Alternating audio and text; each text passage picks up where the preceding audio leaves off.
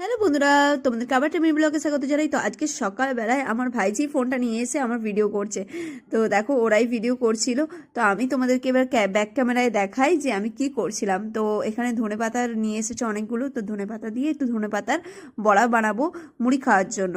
তো সেই মতো বড়া বানিয়েও ফেলেছি। এই দেখো আমার দুই ভাইজি এখন বসে গেছে খেতে, কারণ বড় ভাইজি নাচে ক্লাসে যাবে, তাই ওকে খাইয়ে টাইয়ে তারপরে প্রীতি বেরোবে ওকে নিয়ে নাচের ক্লাসে। তো তার আগে দেখো নাচের প্র্যাকটিসও হয়ে যাচ্ছে একটু। সন্ধেবেলায় নাচের ক্লাস থেকে ফিরে এসে নাচের প্র্যাকটিস করছিল, আর আমার কাজ ছিল এই নাচের গয়নাগুলো বানানো। কেন ওদের প্রোগ্রাম রয়েছে জানোই, ডিসেম্বরের লাস্টে একটা প্রোগ্রাম রয়েছে। তো সেই প্রোগ্রামটার জন্যই আমি গয়নাগুলো বানিয়ে দিলাম।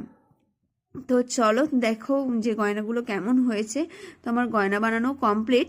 তো এবার আমার ভাইজিকে পরিয়ে দেখবো যে গয়নাটা কেমন হয়েছে। বাহ, সুন্দরই হয়েছে গয়নাটা।